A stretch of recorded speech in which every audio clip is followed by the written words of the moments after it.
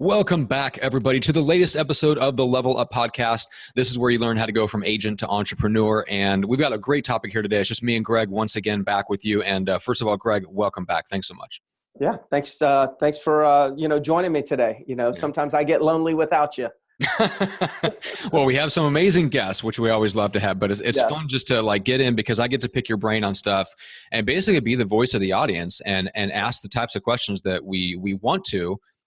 And this is kind of the forum to do that. So by the way, if anybody wants to ask Greg a question or you have an idea for a topic, look me up on Facebook and shoot me a message. So, but we want to talk about a little bit, like a couple of these kind of mini episodes that you and I did together. We went super big picture. And we talked about all the change, the iBuyer, the Amazon, the whole big sweep of changes that are coming to real estate. And those are really fun conversations because both of us are strategic thinkers and we just enjoy the battle of ideas and all that stuff. But we want to bring it back down and really zoom back in to what people can be doing every day.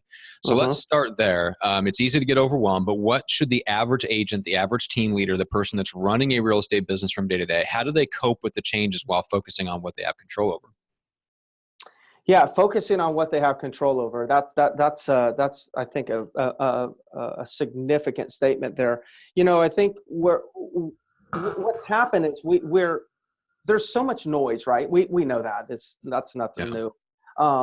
But when we look at let's look at the conversations that are being had about real estate. And I monitor multiple or tune into multiple real estate Facebook pages and, big groups and whatnot. And it seems like there's so much chatter about whether it be an Amazon or an iBuyer or a Zillow, and whether it be disruption and Compass and Realogy and, who knows, just all these big things that really it's the majority of the agents have there's nothing they can do about it.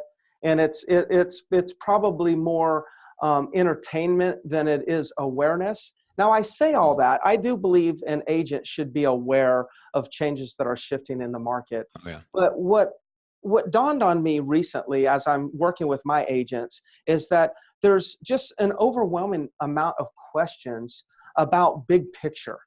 Yeah. And while we're dealing with the answers and talking about big picture, I feel like the now picture is being neglected. Mm-hmm. It's like, I wrote down something while you were talking a moment ago, and we remember this. It always takes longer than we think. These big changes, these big changes take a long time. I mean, we're talking about this is a big difference between, a disruption would be similar to a barge, right? And your today's activities and your activities and how it can actually change your results today. Let's think of that like your activities as being a speedboat, versus a barge. Both of them can turn around, but the barge or the big ship, it takes miles for them to actually make a turn. Mm-hmm. But the speedboat, it takes seconds, right? It just turns on a dime. Right. Mm-hmm. So most people are focusing on these big old things that are changing, but and they're experiencing fear. And when they experience fear, they invest more focus and more time and energy into watching it. Right. Because they can't do anything about it, right? And I can't do anything about it. So all we can do is be entertained by it, or nobody's going to accept that from it. Everyone's going to say, Greg, I'm not entertained by it. No, it's a form of entertainment. It's kind of like riding by an accident. Mm-hmm. It's like no one wants to admit that they're being entertained by two cars that have crashed and there's ambulances all over the place. Well, if you're not being entertained by it and entertained in some crazy way, then why the heck are you focusing on it? Right. You're getting something out of it. And we are getting something out of being entertained or being, distracted by all these big things. And the challenge is that we're not focused on what's going on in the present. Mm-hmm. And if we actually, let's just assume for a minute that in 5 years, the market or the industry changed so much that it put thousands of realtors out of business. Well, if that was going to happen, if that's a truth, who cares? If you take those same 1,000 agents and they focus right now in the present of changing how they do business so they can get better results, like on their next listing appointment, they could generate enough money in the next 5 years that it wouldn't be so devastating if the industry were to change. Fair point. Yeah. Like the point between now and when it changes so much that it really impacts us in a noticeable manner. If we keep our focus on the present moment and do the things and learn the things we need to learn to continually get better on a daily basis, we will create enough business and wealth, as long as you're responsible with your money, that when the time comes that now all of a sudden we have to, business looks different for us, you'll be in a much different financial position. And when you're in a different financial position, you actually view change differently. See, the people that are saying, well, you know what, I welcome change, those are usually the people that actually have some savings. Yeah. The people that are like fighting change are the ones that actually, they're really fighting for survival. They're more in survival mode than thrival mode. Well, the key is like, if, the way to get in and shift is to focus on today. So that's a long conversation that I just had with you, Matt. But the point is I want my agents and I want agents to focus on fundamentals and start focusing on that right now, getting better today, and be aware of tomorrow, but let's not worry about tomorrow. Mm-hmm.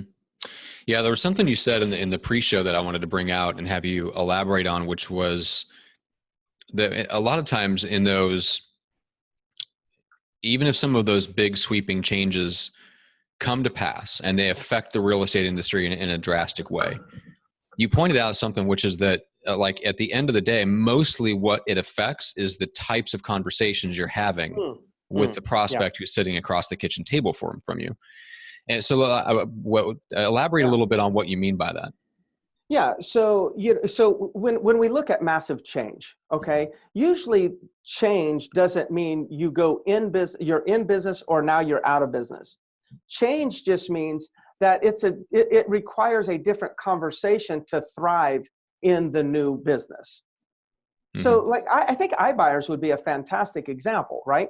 You got iBuyers are coming out. Oh my good. When it first came out, it was like, it's over. That's the end of the real estate agent. We are now actually seeing that there's a path to get rid of the real estate agents. But then you had some pretty top agents, in some of these markets where these iBuyer programs went into first, that they changed the conversation. They says, okay, this is the new game. So now it's a new presentation. And then they started going out. They changed their marketing. They started, talking to people about, hey, I can guarantee to get you 3 offers within the next 48 hours.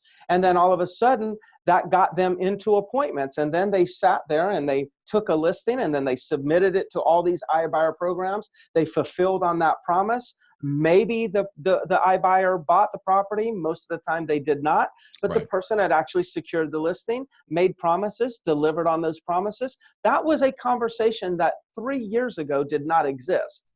Now, if those same agents that were in those iBuyer markets, like the first ones, like the Arizona markets, the Atlanta market, and wherever else they were, those agents, those top agents, they, for a short moment, because some of them called me, for a short moment, they were freaking out. Right. But that didn't last long. They immediately, those good agents, they immediately said, we got to change the conversation. They changed the conversation. Now they're creating coaching programs and selling to the agents on how to actually, use the leverage the iBuyer program. And I'm saying good for them. But that's a great example of like something new occurred. It was pretty scary. People changed the conversation and they actually made it work for them. And that will continue to occur. Most of the time when something is disrupting, it's disrupting the current conversations we're having, meaning the current conversations and methodologies, presentations, they no longer work. But that doesn't mean that there aren't methods and presentations and conversations that don't work. That means that there are some that do work. It's just the old ones don't work anymore. You got to figure out what the new one is. Yeah, I want to. There was one, if I remember right, I think it was you and me talking about this a while back, and I don't know if it was actually on the podcast. It might have been behind the scenes. There's a really good example I felt like you gave in the aftermath of the crash, right? And so circa 08, 09, I think you talked about how you had to change the conversation then around that you were having with sellers. Does Yes. that sound familiar? So if that's a good Yeah. example that would apply here, I'd love to go back to that to give people like a visceral example of a change you've already lived through where you realized that the conversation just needed to shift. Yeah, so let's talk pre-crash, right? Because in Okay. 2008, like by the time somebody says it's the market crashed, then all of the symptoms for the crash would be before that date, right? Whatever the date is that it Yeah. officially crashed, all the symptoms and everything was Yeah. led up to that. It started to massively soften up in the Midwest in 07 because I was in real Yes. estate at the time. So let's talk about '07. So when we started noticing in '07 that some of the metrics that we would measure, days on market, listings, inventory, prices, prices of the pendings, all these numbers we would look at, when we saw that there was some shifts and we thought that the trend had actually, that a new trend had been formed, then we immediately started thinking about, we have got to save our property owners. Our goal now is the way that we win is to help our sellers lose the least. It's not like, Right. like there were other, I'm in a market that has some resort properties in it, right? So in 2007, there were still on-site offices selling high-rise new construction in 2007. Mm-hmm. Right? Which the market's already like, there's already a problem here, right? Mm-hmm. So they're sitting here, like they're forced because they have to sell it, right? They're trying to sell their new construction agents. They're trying to sell this. That's their job. Yeah. Yeah, but there were plenty of other real estate agents that were still telling people, yeah, keep buying. I know this market's a little bit soft. We just think this is just a little hiccup, a little speed bump. Things are going to continue to go up. And those are the agents that went out of business. Mm. We at the same time that there were some agents say buy more, buy more, buy more, we were saying we weren't working with those people. We actually shifted from working all those buyers because we didn't want to sell that fantasy. We wanted to go ahead and sell reality. So we started going after the sellers and saying, sell now, sell now, sell now. You've already made 80% return. You Gotcha. can stay in this for the next 2 years, and maybe you make 90% return. Wow, a big 10%. Is 80 not good enough? Your upside is you might be able to make a little bit more, but your downside is you could lose your butt. Yep. So when you looked at, you have another 10% upside, but in order to get that, you're actually going to have to assume maybe 40% downside risk. Mm-hmm. Is it really worth it? So we shifted the conversation. And we were getting people out of these properties before the market crashed, not before it went down. It was already sliding down. Right. But we were saying, get out, get out, get out. First out will be the winner. Yeah. First out will be the winner. That's good. That was our conversations. So price reductions, we got aggressive on price reductions where at that time, I would call you for a price reduction. I say, hey, look, you got 3 options. The good thing is you got 3 options. Number one, you can reduce the price to blank, or you can reduce the price to a little bit less than that, meaning not as much of a reduction, but add 1% onto the commission. Mm-hmm. Or we could just go ahead and withdraw the property. Mm-hmm. And then they would say, well, what do you mean withdraw the property? Yeah, I mean, I've got to have integrity here, because if I keep the property listed and we don't do 1 or 2, then I'm giving you a false sense of security, a false sense of hope that there's a chance this property is going to sell. And I just want to tell you right now, there's 0 chance this property is going to sell. Mm-hmm. So it's 1, 2. And if it's not 1 and 2, it's automatically 3, because I am not going to sit here and act as if you've got a chance when you don't. Right. Like that's like people are going to listen to this now and say, holy crap, you really said that? Yeah, but you got to remember there was blood on the streets. This was disaster this was a bursting bubble, right? And I had to do what I had to do to help my owners make good, sound business decisions. And so many of them would be, they were losing their butts, writing checks for $50,000 or $100,000 because they're upside down, thanking me for getting them out of this thing. Wow. So I changed my conversation.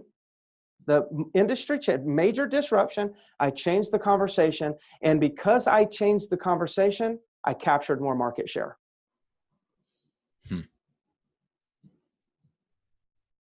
That's interesting. It's really good. Yeah, and it just goes to show you. You talk about yourself and those situations, the agents that you mentioned in the markets where iBuyers came first. I think you have to get over the initial emotion of something is changing and now I have to deal with it. And then you reset and you just decide like, hey, there is some solution. There is a way for us to change the conversation and stay in the game. The only question is just how do I find it? Right. Yeah. Like to me, it's another evidence of your, like, you just have this belief that there is always a solution. The only question is, how long is it going to take to find it? You know? In your case, which I really admire. I'm still cultivating that inside myself. Have you ever read the book by Daryl Rutherford called Be the Solution? I don't think so. Are you making a book recommendation to me right now that I have not seen? Yeah. Okay. Be the Solution. Okay. Because and I don't even know, it might be hard to find it. It might be hard because this was never like, this is probably a self. This is old. The guy who wrote it was Daryl Rutherford.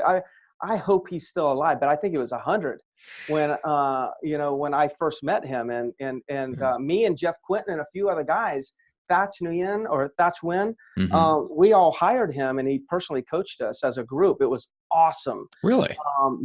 And it's called Be the Solution. And there's a follow-up book that he did that our group, he ended up talking about our group in a follow-up book. But you just said, I always have that, that at least mindset, whether I believe it or I don't believe it, I tend to exude that, hey, there's always a way, right?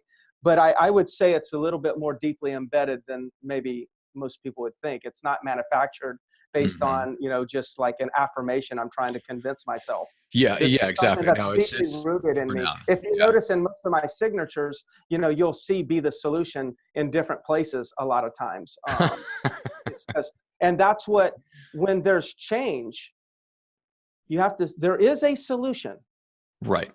And if you as the agent, if you'll be the solution, you are going to gain market share. Yeah. And and to me, there's no neutral. You're either being the solution or you're being the problem. Mm-hmm. There is no even. Right. Love it. All right. I got a book to order. All right, people. Yeah. Greg, what's the best way to reach out and connect with you? Just reach out to me on Facebook Messenger if there's anything I can do for you. All right. Make sure to leave the podcast a 5-star rating and review on Apple Podcasts. You can also grab it on Spotify and Stitcher and all your favorite apps, all that good stuff. You can go to the leveluppodcast.com and get the video versions there, or go straight to YouTube and look up the podcast. So basically, any way you want it, we've got it for you. Greg, this has been awesome. I really appreciate it. Yes, I love it. That was fun, and I look forward to the next one for sure. Absolutely. Go out there and get that book, Be the Solution, man. Text me if you have a problem finding it. I mean, really, it's kind of like one of those underground books that like don't really, you'll never see. And just because I happened to look it up while we're still on, for the listening audience, I think the book is called Being the Solution. No, not by who? By who? Daryl Rutherford. Yes. Is it got a red cover? Yep. Yeah. And there's no chance he's ever changed the color. I don't think so. It looks like it's got one version, and it was like a long time ago. So that's it. So Being the Solution, a spiritual path to personal power and financial independence. So yeah, I'm going to have that book on its way later today. Yeah. All right. Again, Greg, thanks so much. Thank you, man.